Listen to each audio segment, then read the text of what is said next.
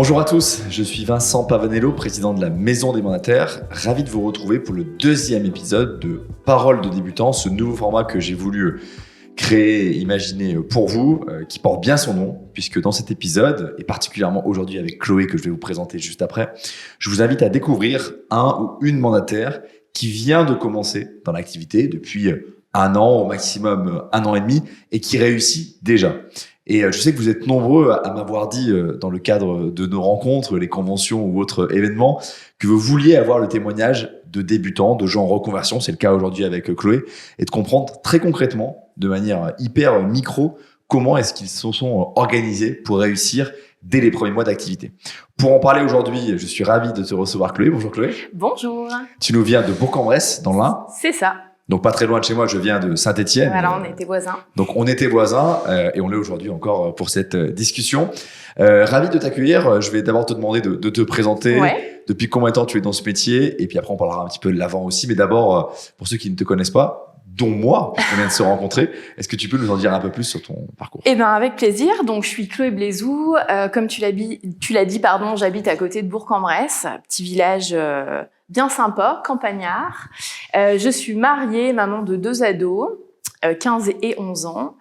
Que te dire de plus? Je suis mandataire en immobilier et partenaire du réseau Safety. Ok, donc tu es dans le réseau Safety depuis un an et demi, c'est ce que tu me disais. C'est ça, j'ai commencé en novembre 2022. Et donc c'est le premier réseau et la première marque immobilière pour laquelle à laquelle tu t'es adossé, on va dire. Et donc oui. tu es une vraie reconvertie, si on peut le dire ainsi. Et donc je te propose qu'on commence par ça et qu'on commence un peu par ta vie d'avant, parce que ce que tu m'expliquais très rapidement, c'est que ce que tu fais aujourd'hui, tu le ferais différemment si tu n'avais pas eu ta vie d'avant. Et donc qu'est-ce que tu faisais avant 2023? Alors pendant 10 ans, j'ai travaillé dans le domaine de la formation pour un centre de formation donc d'apprentis dans la métallurgie et l'industrie, où j'étais plutôt en mode projet pour développer ce qu'on appelle la taxe d'apprentissage.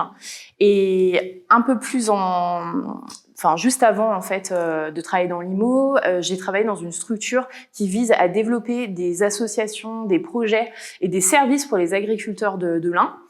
Et donc là, j'ai évolué en tant que DGA dans la création et le développement de ces services. Et tu manageais une équipe assez importante. Tout à fait. Exactement. Donc, soit sur de la mise à disposition de personnel pour les agriculteurs, soit pour l'aide à la commercialisation de leurs produits. Voilà, donc c'était assez complet et toujours en mode projet. Bon, on reparlera après de la constitution d'une équipe parce que mon petit doigt me dit que c'est quelque chose vers lequel tu pourrais revenir à un moment donné, on en parlera. Oui. Juste pour comprendre le switch, j'ai envie de dire pourquoi l'indépendance et puis pourquoi l'immobilier, parce que c'est pour moi les deux drivers qui amènent les gens chez Safety ou dans d'autres réseaux. Donc d'abord peut-être pourquoi l'indépendance? Tu avais toujours été salarié jusqu'à présent. Oui, c'est vrai. Alors j'aime travailler en équipe. Mais j'aime aussi pouvoir m'organiser seule dans mes méthodes de travail, dans ma manière de fonctionner. Et je trouve que l'indépendance, c'est top parce que ça permet de concilier la vie de famille et la vie professionnelle. Et puis aussi avoir ses propres valeurs, mettre en application ses propres valeurs, qu'elles soient perso ou pro. 2 questions là-dessus, pardon, parce que ça m'intéresse. Sur mieux concilier sa vie perso et sa vie pro, beaucoup de gens nous disent effectivement ça comme argument. Tu peux nous donner un exemple précis de choses que tu n'arrivais pas à faire avant avec tes ados et que tu arrives à faire maintenant pour que ça soit très concret pour les gens? Tout simplement, on s'organise comme on veut. Donc, c'est-à-dire que si on est plus du matin ou du soir, déjà, si j'ai envie de travailler à 6h du matin, je travaille à 6h du matin. Si j'ai envie de m'arrêter à 16h, je m'arrête à 16h. Bon, ça, c'est les grandes lignes. On est bien conscient que parfois, les emplois du temps de nos clients, de nos partenaires font qu'on bouge un peu les lignes. Mais malgré tout, ma fille, elle a chant le mardi à 17h. Je sais que je prends pas de rendez-vous le mardi à 17h. Je trouve que c'est hyper important parce que j'ai appris avec le temps à me dire que c'est pas parce que on prend du temps pour sa famille, on prend du temps pour soi, qu'on en est un mauvais professionnel. Et bien au contraire. L'idée, c'est vraiment de se dire que quand on est au boulot à 100% pour nos clients, on est au taquet. Mais par contre, ça n'empêche pas que sur certains créneaux, c'est pour soi et pour être encore meilleur parce qu'on est bien dans sa vie, quoi. Ouais, ça, c'est important. Ouais, ça, c'est un très bon conseil. Je vous invite les uns et les autres à l'écouter parce que c'est très juste ce que tu dis. Et donc, oui, ça t'a permis donc de mieux organiser et de mieux segmenter ta semaine. Et puis, le deuxième argument que tu as cité, c'est les valeurs. Oui. C'est vrai, si tu peux nous en dire plus, c'est-à-dire quoi? Est-ce que j'exagère en disant, par exemple, que dans tes entreprises précédentes, même si tu étais sûrement épanoui aussi, tu avais parfois des alignements entre ce que toi, t'aurais fait et puis ce qu'on te demandait de faire. Tout à fait. Là où aujourd'hui, c'est toi la chef. C'est ça. En fait, peu importe l'entreprise dans laquelle on va travailler, il y a toujours des aspects politiques. Voilà, faut faire attention à certaines choses, ou alors des aspects organisationnels. Il y a des contraintes, et on n'est pas maître de tous ces éléments-là. Alors que quand on est à son compte, on fait comme on a envie. Moi, aujourd'hui, ma priorité, on en parlera peut-être après, mais c'est vraiment la rigueur, le suivi client, le suivi des projets. Et aujourd'hui, ça, j'en fais ma priorité. L'humain, alors que dans certaines entreprises, l'humain n'est pas la priorité, c'est peut-être plus la productivité ou d'autres arguments. Exactement. En tout cas, et chacun a ses raisons de le faire. Chacun a ses raisons de le faire. Elles sont souvent bonnes, mais en tout cas, moi, je travaille comme ça aujourd'hui et c'est ça qui me plaît. Super clair. Donc, on comprend pourquoi tu as fait ce switch et voilà. Un mot peut-être sur Safety, parce qu'il y a pas mal de réseaux de mandataires immobiliers qui existent. Oui. Pourquoi Safety plus qu'un autre? C'était quoi ton... En fait, c'est un pur hasard. Ça marche aussi? Très honnêtement, c'est un pur hasard. Et je vais être honnête, je n'ai même pas à chercher un autre réseau. Tout simplement, mon meilleur ami a vendu ses 2 maisons avec une conseillère de chez Safety. Et il m'a dit, Chloé, rencontre Amandine, qui est aujourd'hui ma marraine. Et il était content des expériences, j'imagine. Et voilà, il m'a dit, tu verras. Donc, cet ami en question, j'ai travaillé 10 ans avec lui, donc il connaît ma manière de fonctionner, mes méthodes de travail. Il m'a dit, tu verras, cette conseillère en IMO, elle bosse comme toi. Elle fait des comptes rendus de tout, elle a des tableaux partout, elle explique super bien. Enfin voilà, il m'a fait des éloges de cette conseillère. Et du coup, j'ai décidé de la rencontrer. Je me suis même pas posé d'autres questions sur le réseau. Je me suis dit, c'est avec elle que je veux travailler. Et c'était vraiment la personne plus que le réseau, très honnêtement. Alors, c'est vrai qu'une fois que j'étais dedans, je me suis rendu compte qu'il y avait plein de choses. Ouais, bien sûr. Mais c'était vraiment la marraine qui a fait le déclic de tout. Mais ton histoire est l'histoire de beaucoup de gens. Le prénom de ta marraine, je crois que tu l'as... C'est Amandine. Amandine. On salue Amandine et on salue d'ailleurs tous les managers des réseaux et les développeurs. Et je trouve que l'exemple est pas mal de dire, quand vous faites bien votre travail pour faire des ventes, ça peut vous apporter d'autres clients pour faire des ventes, mais aussi du recrutement. Et là, c'est l'exemple type. Elle a bien traité la personne que tu connaissais et donc, de fil en aiguille, elle a récupéré un super nouvel élément en ta personne, dans son équipe. Donc, on salue Amandine et on salue tous les managers. Et j'aime bien ce que tu dis sur je rejoins une personne plus qu'un réseau. Oui. Pour moi, ça, quand tu dis ça, je fais une toute petite digression parce que c'est intéressant d'avoir une discussion. Ça a des impacts sur le réseau. C'est-à-dire que moi, si j'étais un patron de réseau, et que j'entendais ça, je me disais, ah oui, c'est intéressant. Mais surtout, pour moi, ça a un impact sur les gens qui veulent développer des équipes. Ne pensez pas que parce que vous avez un logo bleu, un logo jaune ou un logo vert, ça va vous permettre de recruter. Pensez plutôt que si vous êtes positif, si vous êtes professionnel, si vous rayonnez aussi d'une certaine manière, ça va attirer les gens à vous. On en parlera après dans comment ça tu développes ton équipe. Mais je pense que, parce que ce que tu nous racontes là me fait penser à cette idée-là. Et comme toujours, attendez pas tout de l'autre ou du réseau et faites les choses par vous-même. Tout à fait. C'est ton histoire qui le montre. Donc, j'ai bien compris pourquoi tu avais switché, pourquoi Safety et pourquoi dans ces conditions avec Amandine. Comment ça se passe les premières semaines, les premiers mois? Parce que la question qui revient toujours dans les commentaires, c'est OK, mais comment on fait la première vente? Comment on va chercher le premier mandat quand on a pas d'expérience en immobilier? Oui, c'est vrai. Ça se passe bien. Au niveau du réseau, déjà, on a quand même des formations. L'idée, c'est d'encaisser un maximum d'infos pour être plus à l'aise. T'as fait toutes les formations, toi? Alors moi, j'ai fait toutes les formations. Par contre, clairement, de nature, je suis assez curieuse. Donc, je me suis aussi pas mal documentée à droite, à gauche. J'ai demandé des conseils. Je me suis entourée de professionnels. Alors, juste parce que je t'arrête, c'est hyper intéressant. Tu t'es formé en présentiel ou en e-learning, les deux? Alors, la formation initiale, je l'ai fait en présentiel. Et je conseille à toutes les personnes qui vont voir cette vidéo. Donc, c'est à Toulouse? Non, à Lyon. D'accord. S'ils veulent se lancer, je trouve que le présentiel, c'est top. Donc, c'est 3 jours. T'as eu Marc en formateur? Non. Tu l'as eu plus tard? On a des consultants de chez Safety qui sont en fait dédiés à la formation initiale et qui font des mini-marques. Qui sont des mini-marques ou des mini-Sandra. Non, c'était super. Et ensuite, on a 3 mois d'intégration par la formation. Donc, c'est des formations qui font 2 demi-journées par semaine. Avec des thématiques toutes différentes et qui suivent en fait un schéma de commercialisation. C'est très bien fait, c'est-à-dire que on commence pas par l'acte définitif. Forcément, on commence par la prospection, etc. Donc, au bout de 3 mois, on a de nouveau une formation complémentaire. Et en fait, dans ces 3 mois, on est quasiment prêt pour bosser. Et toi, c'est pendant ces 3 mois que tu as aussi demandé des conseils à droite, à gauche, Oui. à ta marraine, à d'autres gens. Donc, je me suis entourée d'une équipe pluridisciplinaire parce que le but, c'est d'apporter un maximum de compétences et de connaissances pour mes clients. J'ai bien conscience qu'on ne peut pas être bon partout et je pense que chacun son métier. Donc diagnostiqueur, courtier, notaire et aussi des artisans parce que c'est important de pouvoir proposer aussi des devis et des artisans quand on a de la réno, etc. Et donc, j'ai démarré aussi comme ça. Ça m'a permis et de me faire connaître et de me former. Donc, c'était vraiment un double intérêt. Et tu l'as fait en parallèle des 3 mois. Donc, en gros, Tout à fait. On peut dire que le temps de préparation et de lancement, tu as tout concentré dans les 3 premiers mois. Exactement. Mais du coup, à la fin des 3 mois, t'étais fin prête. À la fin des 3 mois, j'avais déjà signé des mandats. T'avais déjà signé des mandats. Alors, comment ça se passe les premiers mandats Alors, comment ça se passe ou tout de suite la prescription qui fonctionne? Alors, je vais te raconter comment j'ai pris mon premier mandat. Tu vas le raconter aux gens qui nous écoutent surtout, ça va les intéresser. Parce que c'est énorme. La première fois que je sors, parce que c'est ça, on sort de devant son ordinateur, des formations, c'est parti, on va prospecter. Parce que de toute façon, c'est le nerf de la guerre, faut se faire connaître, faut se prospecter. Je commence à aller dans mon village, forcément, c'est rassurant, on connaît les gens. Je vois une maison, ça brasse un petit peu, je vais me présenter, je discute un moment avec la propriétaire qui d'ailleurs venait de Paris, venait de déménager. Bon, hyper bien, elle ne vendait pas sa maison, elle n'avait pas d'infos à me donner. Je pars et dans sa cour, une jeune femme en train de tailler une haie, paysagiste. Je me souviens de tout ce qu'on m'a dit en formation, je me suis dit, Chloé, chaque personne que tu rencontres est forcément quelqu'un qui a une information à te donner ou qui... il faut y aller, quoi.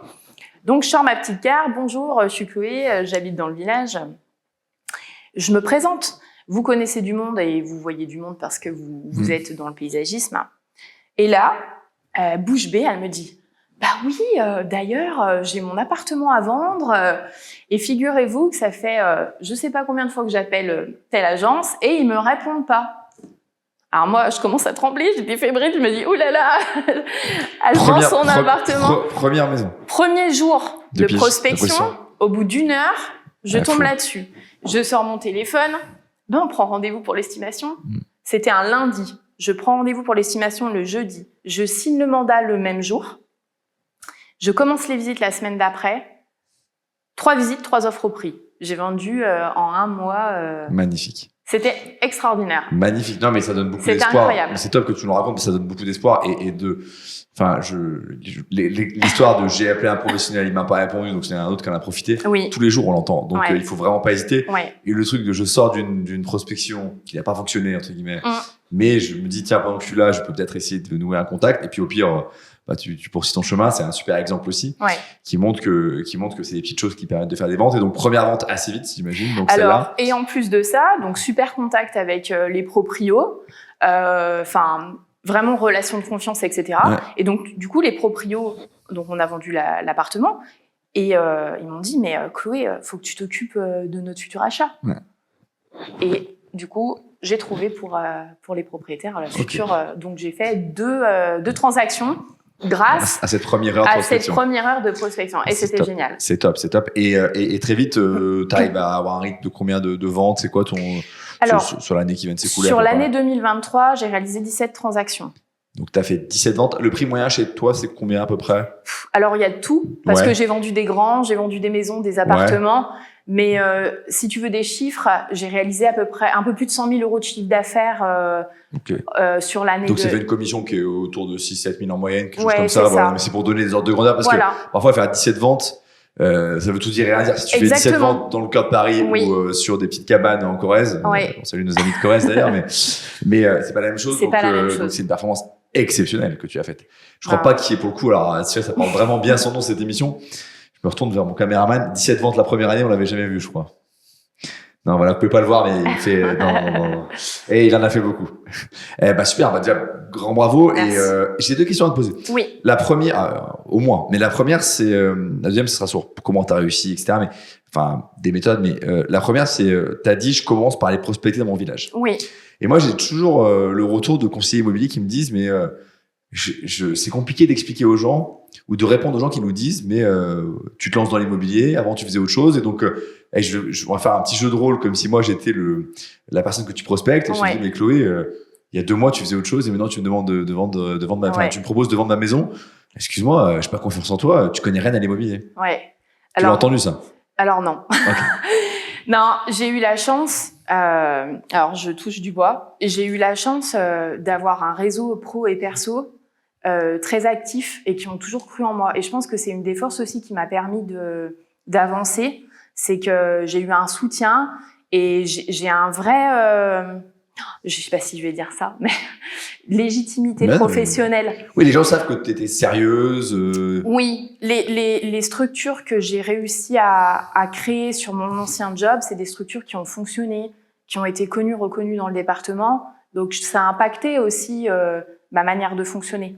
Et aujourd'hui, eh bien, des anciens partenaires, des anciens collègues de boulot, des anciens professionnels font appel à moi pour leur maison parce que, au-delà de l'IMO, ils savent très bien que si je me mets dans leur dossier, si je me mets dans leur projet, on y arrivera parce que je vais tout mettre en œuvre pour.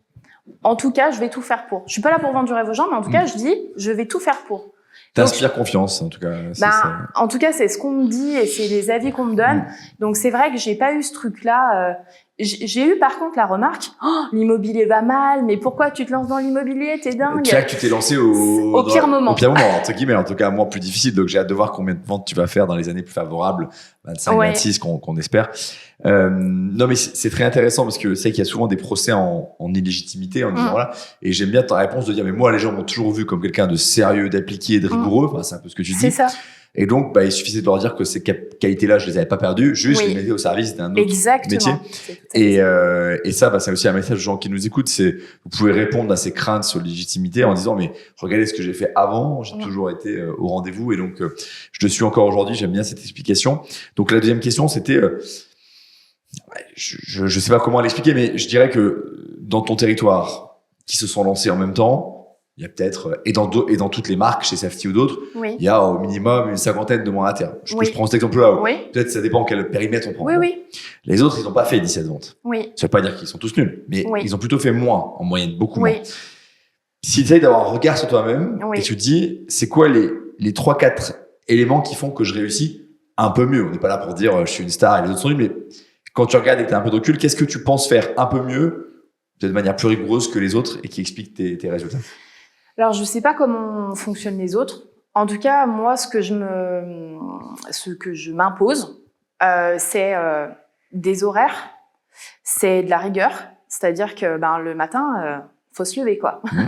On met le réveil le matin. Et ça paraît bête, mais c'est hyper important parce que je sais que dans les rencontres que j'ai eues avec d'autres mandataires, et même pas que dans l'immobilier, aussi dans des indépendants, de se dire, oh là là, ce matin, j'ai pris ma matinée. Alors oui, ça fait partie des avantages, mais par contre, cette matinée-là, elle est anticipée en fonction de son emploi du temps, en fonction de sa charge de travail, mais je me lève pas un matin en me disant, je vais prendre ma matinée, quoi. Ça, c'est très intéressant. C'est parce qu'on est libre qu'on doit être encore plus discipliné. Exactement. Donc ça, c'est important. C'est déjà la rigueur qu'on s'impose dans sa charge de travail. C'est la transparence avec ses clients. Moi, j'ai jamais eu la prétention de dire oui, ça, je sais, il y a pas de souci. Non, on démarre, il y a des choses qu'on sait pas, on peut pas tout savoir. C'est je me renseigne, je reviens vers vous. Et ça, je pense, c'est hyper important aussi de toujours être très transparent avec ses clients pour que la confiance, elle soit là. Et puis ensuite, c'est d'être le plus proactif, le plus réactif possible et faire beaucoup de suivi, du suivi, de la relance. Faut jamais s'arrêter. J'aime bien cette idée. Voilà. Je te raconterai une petite anecdote qui va te faire sourire, mais je résume ce que tu dis discipline, transparence et un peu pugnacité, quoi. De dire, dans une de mes activités, il y avait un commercial qui travaillait pour nous et qui un jour m'écrit, il me dit, les clients, ils me répondent pas. Et donc, je lui dis, tu as pensé à lancer? Il me dit, non. Moi qui les relance, il fait son travail, puis 10 jours plus tard, il me fait, malgré la relance, il répond pas. Je dis, tu les as relancés combien de fois? Tu les as appelés? Ah non, j'ai juste fait un email. Et en fait, ça montre juste, c'était pas quelqu'un de mauvaise volonté. Mais c'est juste pour dire que, non, mais les gens ont d'autres choses à faire dans leur vie que de répondre immédiatement à des agents immobiliers, à des courtiers, à des diagnostiqueurs. Donc, il faut être hyper insistant, sans tomber dans le harcèlement, mais les appels, les SMS, le petit WhatsApp, le mail. Et à la fin, les gens... Et deuxième anecdote, j'ai rencontré vraiment une personnalité importante du monde des affaires à Paris, grand chef d'entreprise, qui me disait, dans mon entreprise, en moyenne, nos clients, on les a lancés 8 fois et demi. Voilà. Mais par contre, il me dit, c'est pas 8 mails en 8 jours. Oui. C'est un mail, un rendez-vous, un call, un petit WhatsApp, un petit SMS automatique, une invitation en webinar. Et à la fin, on les a. Donc, c'est super intéressant, comme je trouve, comme message, et ça inspire confiance, ça donne confiance. Dernière petite question là-dessus, et après on parlera de ta constitution d'équipe en conclusion, si tu veux bien. Oui, bien sûr. Qu'est-ce qui, dans les outils Safety, parce que tu as parlé de la formation, mais dans les outils Safety, t'a vraiment aidé aussi à réussir?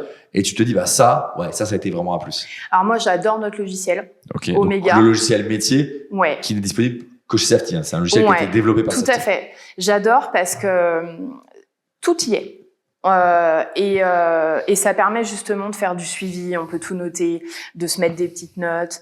On a également du géociblage. On peut avoir notre base documentaire. Enfin, c'est vraiment un outil que j'utilise tous les jours, qui est super.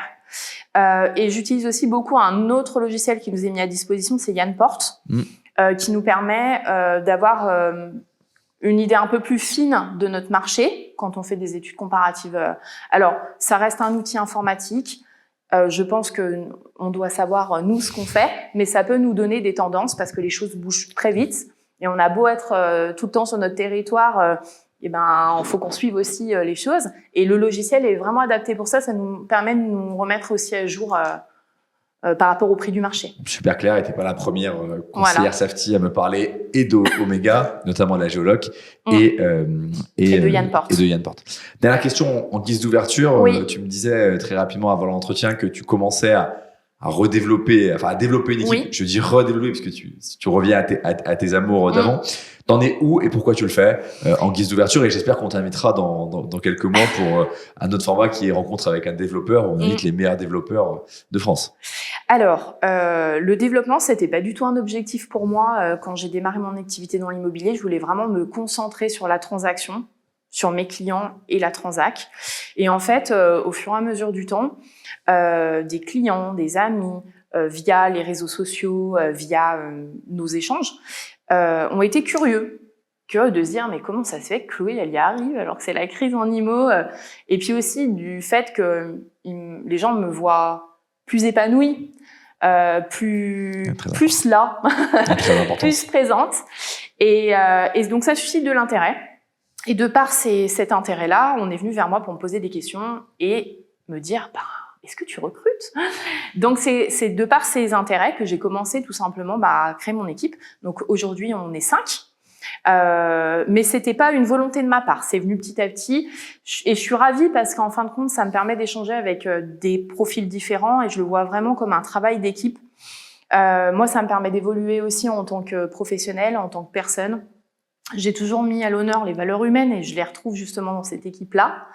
Et ce qui est important aussi, c'est pour mes clients, parce que finalement, ça me permet de tisser un maillage de conseillers, que ce soit dans l'un ou même autour, et de dire à mes clients, vous vendez votre maison à votre appartement à Lyon. Je sais à qui vous pouvez confier votre bien. Et pour moi, c'est aussi de la crédibilité de dire, j'ai des personnes de mon équipe, alors qu'ils sont indépendants comme moi et qui font comme ils veulent, mais au moins je sais. En général, les mandats, ils les prennent. Oui, voilà. Non, mais puis c'est surtout je sais que mes filleuls prendront soin de mes clients, et ça, c'est important. Et ta vision, ça sera la dernière question, c'est de développer une équipe de combien de personnes? Tu te donnes des objectifs chiffrés ou pas? Non, j'ai aucun objectif. En fait, je suis pas du tout dans la performance du développement. Je préfère avoir des gens sérieux qui travaillent comme moi, pas comme moi, mais avec le même état d'esprit, que avoir une équipe de dingue et puis connaître personne parce que c'est du recrutement d'abattage. Non, j'ai aucun objectif sur le recrutement. Toutes les personnes qui veulent me contacter, il n'y a pas de souci, mais par contre, je suis pas... On mettra ton mail en bas de la vidéo. Je vous remercie tous de l'avoir suivi. Je te remercie vraiment sincèrement, Chloé. C'était un super bon échange. On a même dépassé, le temps, parce que c'était passionnant. Merci pour l'authenticité et puis pour les conseils très concrets. C'est ça qui intéresse les gens. Merci. Et j'espère à très bientôt sur un autre format de la Maison des Mandataires. Il n'y a pas de raison. Merci à vous de nous avoir suivis et je vous donne rendez-vous très bientôt pour un nouvel épisode de Paroles de débutants.